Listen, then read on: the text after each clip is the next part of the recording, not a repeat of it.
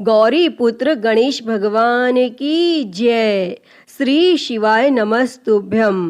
प्रिय भक्तजनों, सोमवार का दिन भगवान शिव को समर्पित है।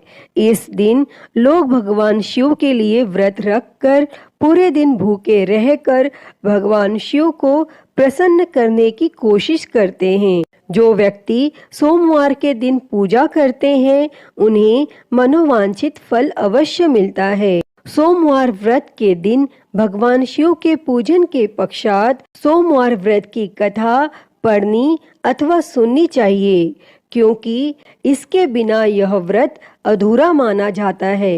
तो आइए हम सुनते हैं सोमवार व्रत की कथा। तो आप सभी भक्तजन इस कथा को पूरी श्रद्धा, ध्यान पूर्वक और प्रसन्न चित्त मन से सुनिए। तो आप सभी प्रेम से बोलिए, श्री उमापति शंकर भगवान की जय, सर्वदेवी देवता की जय।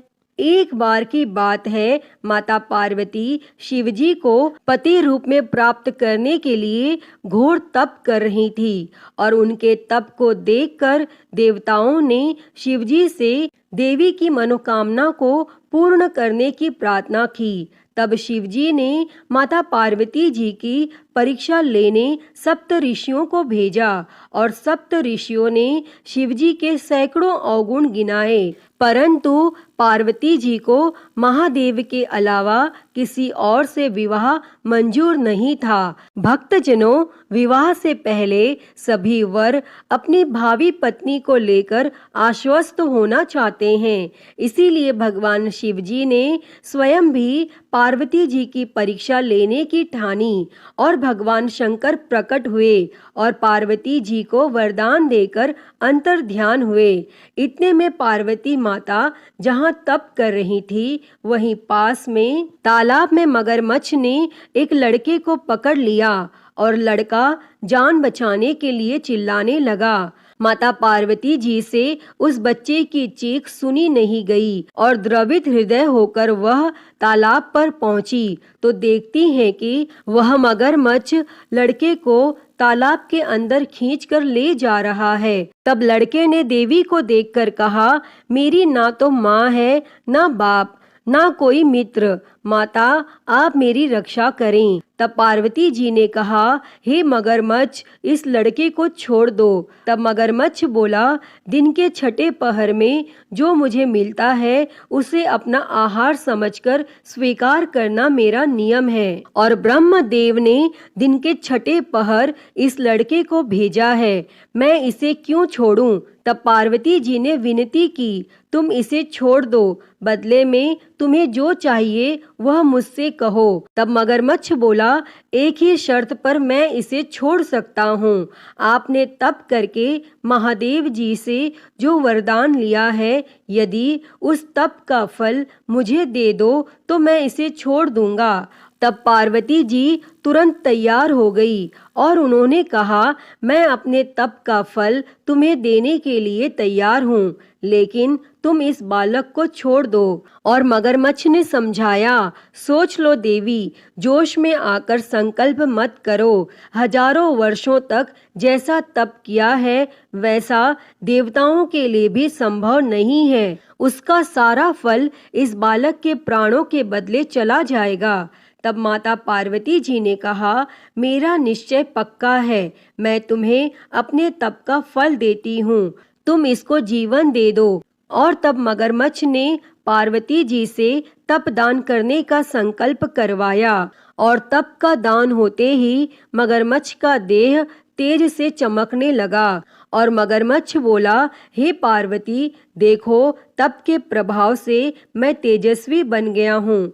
तुमने जीवन भर की पूंजी एक बच्चे के लिए व्यर्थ कर दी। चाहो तो अपनी भूल सुधारने का एक मौका और दे सकता हूँ।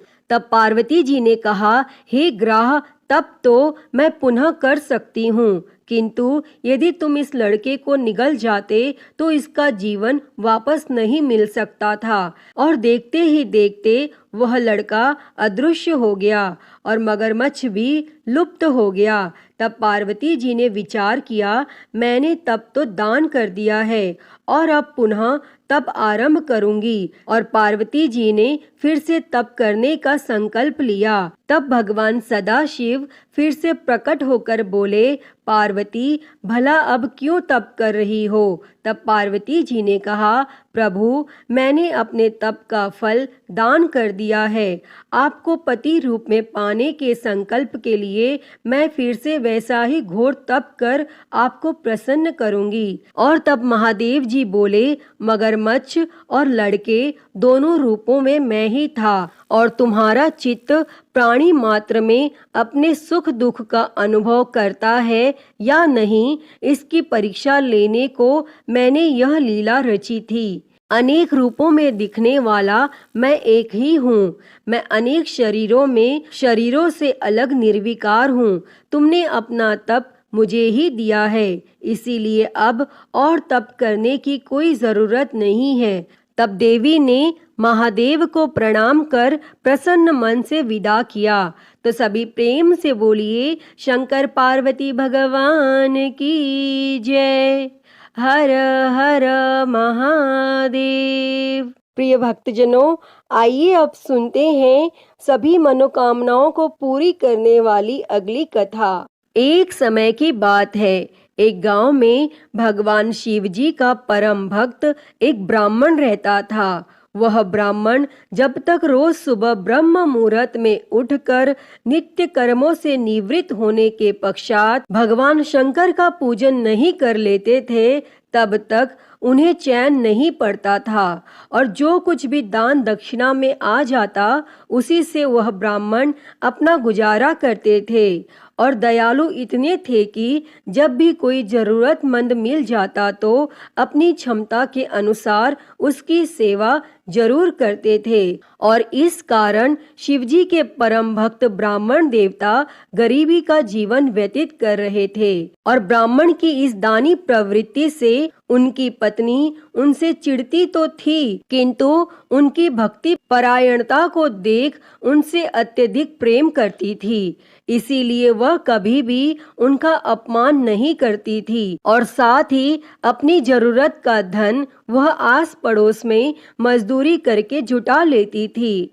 एक समय ऐसा आया जब मंदिर में दान दक्षिणा कम आने लगी, जिससे उन पंडित जी को आर्थिक तंगी का सामना करना पड़ा। और घर की मूल आवश्यकताओं की पूर्ति नहीं होने के कारण ब्राह्मणी दुखी रहने लगी। और इसी तरह दिन बीतने लगे।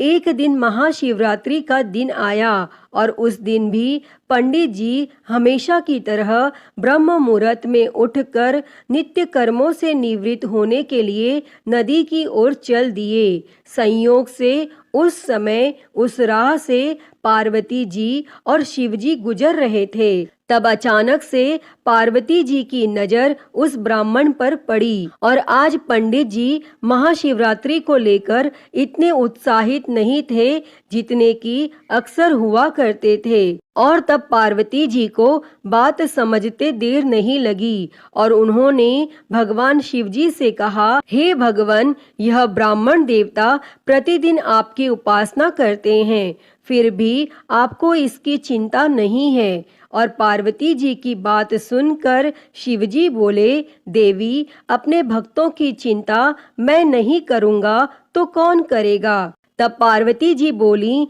तो हे महादेव, आपने अब तक इसकी सहायता क्यों नहीं की? तब शिवजी बोले, देवी, आप निश्चिंत रहिए। अब तक उसने जितने बिल्व पत्र शिवलिंग पर चढ़ाए हैं, वही बिल्व पत्र आज रात्रि में उसे धनपति बना देगा। और यह बातचीत करके पार्वती जी और शिवजी तो चल दिए, किंतु संयोग तो देखिए, उसी समय उस राह में एक व्यापारी गुजर रहा था और उसने छुपकर शिवजी और पार्वती जी का वार्तालाप सुन लिया। तब व्यापारी ने अपना दिमाग चलाया, अगर बिल्व पत्र से ब्राह्मण धनपति हो सकता है तो फिर मैं क्यों नहीं हो सकता। और यही सोच वह ब्राह्मण के घर पहुंच गया और ब्राह्मण से बोला, पंडित जी, आपने अब तक जितने भी बिल्व पत्र शिव पूजन में चढ़ाए हैं वह सब मुझे दे दीजिए और बदले में मैं आपको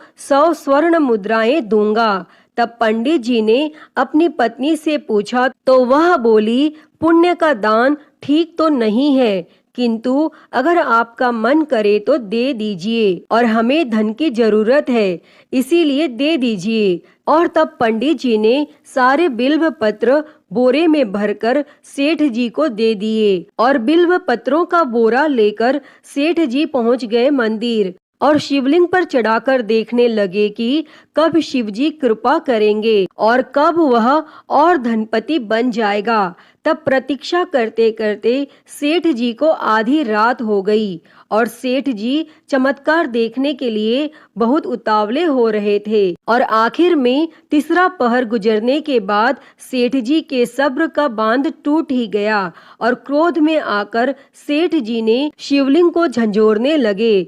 फिर अचानक ही चमत्कार हुआ, और सेठ जी के हाथ शिवलिंग से ही चिपके रह गए। तब उन्होंने बहुत प्रयास किया, किंतु हाथ हिले तक नहीं। थक हार कर सेठ जी शिव जी से क्षमा याचना करने लगे, तो शिव जी बोले, हे लोभी सेठ, जिस ब्राह्मण से तूने यह बिल्व पत्र खरीदे हैं उसे 1000 स्वर्ण मुद्राएं दे, तब जाकर तेरे हाथ छूटेंगे। और प्रातः काल जब पंडित जी पूजन के लिए आए तो उन्होंने देखा कि सेठ जी के हाथ शिवलिंग से चिपके हुए हैं और सेठ जी रो रहे हैं। तब उन्होंने पूछा तो सेठ बोला, पंडित जी, शीघ्रता से मेरे बेटे को 1000 स्वर्ण मुद्राएं लेकर मंदिर आने को कहिए। तब पंडित जी ने सेठ के बेटे को बुलाया, और सेठ ने वह स्वर्ण मुद्राएं ब्राह्मण को दिलवा दी। तब जाकर सेठ के हाथ शिवलिंग से छूटे, और यह देखकर पार्वती जी शिवजी से पूछती हैं, हे नाथ, आपने अब तक अपने भक्त को कोई धन नहीं दिया। तब शिवजी बोले, देवी, मेरे पास कहाँ धन है जो मैं दूंगा, किंतु मेरा भक्त अब गरीब नहीं है, यह तुम स्वयं देख लो। और 1000 स्वर्ण मुद्राएं मिलने के बाद ब्राह्मण और ब्राह्मणी सुखी से अपना जीवन यापन करने लगे। अतः हे भगवान शिव जी, हे माता पार्वती, जैसी कृपा आपने उस ब्राह्मण पर की, ऐसी ही कृपा इस कथा को कहते, सुनते और हुंकारा भरते सभी पर करना। तो सभी प्रेम से बोलिए, शंकर पार्वती भगवान की जय। तो प्रिय भक्तजनों, आइए अब मनोकामनाओं को पूरी करने वाली दूसरी कथा को सुनते हैं। इस कथा को सुनने से ही व्रत संपूर्ण माना जाता है। उससे पहले आप सभी प्रेम से बोलिए, भगवान भोलेनाथ की जय, माता पार्वती की जय। किसी नगर में एक साहूकार रहता था। उसके घर में धन की कोई कमी नहीं थी, लेकिन उसकी कोई संतान नहीं थी, जिस वजह से वह बेहद दुखी था। पुत्र प्राप्ति के लिए वह भगवान शिव के प्रत्येक सोमवार का व्रत रखता था और पूरी श्रद्धा के साथ शिवालय में जाकर भगवान शिव और माता पार्वती जी की पूजा करता था। उसकी भक्ति देखकर माँ पार्वती प्रसन्न हो गईं और भगवान शिव से उस साहूकार की मनोकामना पूर्ण करने का निवेदन किया। पार्वती जी की इच्छा सुनकर भगवान शिव जी ने कहा कि हे पार्वती, इस संसार में हर प्राणी को उसके कर्मों के अनुसार फल मिलता है और उसके भाग्य में जो हो उसे भोगना ही पड़ता है। लेकिन माता पार्वती जी ने साहूकार की भक्ति का मान रखने के लिए उसकी मनोकामना पूर्ण करने की इच्छा जताई। तब माता पार्वती के आग्रह पर भगवान शिव जी ने साहूकार को पुत्र प्राप्ति का वरदान तो दे दिया, लेकिन साथ ही यह भी कहा कि उसके बालक की आयु केवल 12 वर्ष होगी। तब माता पार्वती और भगवान शिवजी की इस बातचीत को साहूकार सुन रहा था। उसे ना तो इस बात की खुशी थी और ना ही गम। वह पहले की ही भांति भगवान शिवजी की पूजा करता रहा और कुछ समय उपरांत साहूकार के घर एक पुत्र का जन्म हुआ। जब वह बालक 11 वर्ष का हुआ तो उसे पढ़ने के लिए काशी भेज दिया गया। साहूकार ने पुत्र के मामा को बुलाकर उसे बहुत सारा धन दिया और कहा कि तुम इस बालक को काशी विद्या प्राप्ति के लिए ले जाओ और मार्ग में यज्ञ करवाते जाना।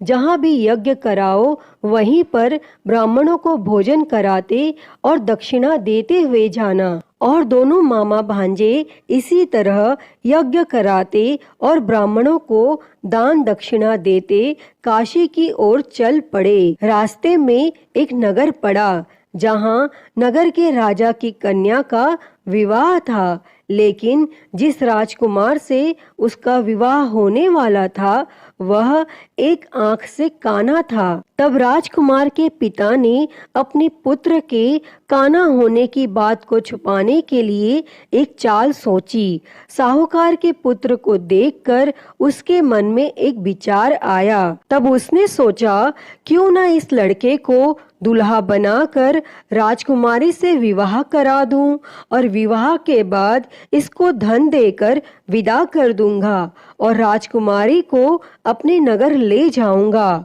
और फिर उस लड़के को दूल्हे का वस्त्र पहनाकर राजकुमारी से विवाह करा दिया गया। लेकिन साहूकार का पुत्र एक ईमानदार लड़का था। उसे यह बात न्याय संगत नहीं लगी और उसने अवसर पाकर राजकुमारी की चुन्नी के पल्ले पर लिखा कि तुम्हारा विवाह मेरे साथ हुआ है, लेकिन जिस राजकुमार के संग तुम्हें भेजा जाएगा वह एक आंख से काना है। मैं तो काशी पढ़ने जा रहा हूँ। तब राजकुमारी ने चुन्नी पर लिखी बातें पढ़ी तो उसने अपने माता पिता को यह बात बताई। तब राजा ने अपनी पुत्री को विदा नहीं किया और फिर वह बारात वापस चली गई। दूसरी ओर साहूकार का लड़का और उसका मामा काशी पहुँचे और वहां जाकर उन्होंने यज्ञ किया और जिस दिन लड़के की आयु 12 साल की हुई उसी दिन यज्ञ रखा गया। लड़के ने अपने मामा से कहा कि मेरी तबीयत कुछ ठीक नहीं है। तब मामा ने कहा कि तुम अंदर जाकर सो जाओ और भगवान शिवजी के वरदानानुसार कुछ ही क्षणों में उस बालक के प्राण निकल गए और मृत भांजे को देखकर उसके मामा ने विलाप शुरू किया। संयोगवश उसी समय भगवान शिवजी और माता पार्वती उधर से जा रहे थे। तब माता पार्वती ने भगवान शिवजी से कहा, प्राणनाथ, मुझे इसके रोने के स्वर सहन नहीं हो रहे। आप इस व्यक्ति के कष्ट को अवश्य दूर करें। और जब भगवान शिवजी मृत बालक के समीप गए तो वह बोले कि यह तो उसी साहूकार का पुत्र है जिसे मैंने 12 वर्ष की आयु का वरदान दिया था।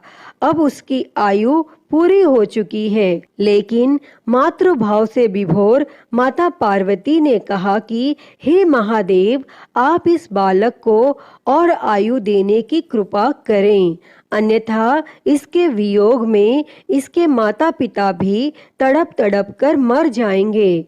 और फिर माता पार्वती के आग्रह पर भगवान शिवजी ने उस लड़के को जीवित होने का वरदान दिया और शिवजी की कृपा से वह लड़का जीवित हो गया। और फिर शिक्षा समाप्त करके वह लड़का अपने मामा के साथ अपने नगर की ओर चल दिए और दोनों चलते हुए उसी नगर में पहुँचे जहाँ उसका विवाह हुआ था। और उस नगर में भी उन्होंने यज्ञ का आयोजन किया। तब उस लड़के के ससुर ने उसे पहचान लिया और महल में ले जाकर उसकी आव भगत की और अपनी पुत्री को उसके साथ विदा किया। और इधर भूखे प्यासे रहकर साहूकार और उसकी पत्नी बेटे की प्रतीक्षा कर रहे थे। उन्होंने प्रण कर रखा था कि यदि उन्हें अपने बेटे की मृत्यु का समाचार मिला तो वह भी प्राण त्याग देंगे। परंतु अपने बेटे के जीवित होने का समाचार पाकर वह बेहद प्रसन्न हुए और फिर उसी रात भगवान शिवजी ने उस साहूकार के स्वप्न में आकर कहा, हे श्रेष्ठी, मैंने तेरे सोमवार के व्रत करने और व्रत कथा सुनने से प्रसन्न होकर तेरे पुत्र को लंबी आयु प्रदान की है। प्रिय भक्तों, जो कोई भी सोमवार का व्रत करता है या कथा सुनता और पढ़ता है, उसके सभी दुख दूर होते हैं और समस्त मनोकामनाएं पूर्ण होती हैं। अतः हे भगवान भोलेनाथ जी, जैसी कृपा आपने उस साहूकार के बेटे पर करी, वैसी ही कृपा इस कथा को कहते, सुनते और हुंकारा भरते सब पर करना। तो बोलिए भगवान भोलेनाथ की जय, माता पार्वती की जय। श्री शिवाय नमस्तुभ्यम। प्रिय भक्तजनों, आइए सुनते हैं श्री उमापति महादेव जी की आरती। तो सभी प्रेम से बोलिए हर हर महादेव। जय शिव ओमकारा, हो भोले भज शिव ओमकारा। ब्रह्मा विष्णु सदा शिव, भोले भोलेनाथ महाशिव। अर्धांगी धारा, ओम हर हर हर महादेव। एकानन चतुरानन पंचानन राजे, हो भोले पंचानन राजे। हंसासन गरुड़ासन, हंसासन गरुड़ासन। वृषवाहन साजे, ओम हर हर हर महादेव। दो भुज चार चतुर भुज, दस भुज अति सोहे, हो भोले दस भुज अति सोहे। तीनों रूप निरखता, भोले जी का रूप निरखता। त्रिभुवन जन मोहे, ओम हर हर हर महादेव। अक्षमाला बनमाला मुंडमाला धारी, भोले मुंडमाला धारी। चंदन मृग मद सोहे, चंदन मृग मद सोहे। भोले शुभकारी, ओम हर हर हर महादेव। श्वेतांबर पीतांबर बाघांबर अंगे, भोले बाघांबर अंगे।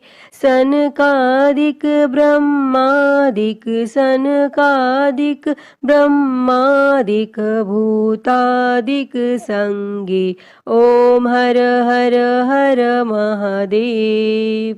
कर के मध्य कमंडल चक्र त्रिशूल धरता, हो भोले चक्र त्रिशूल धरता।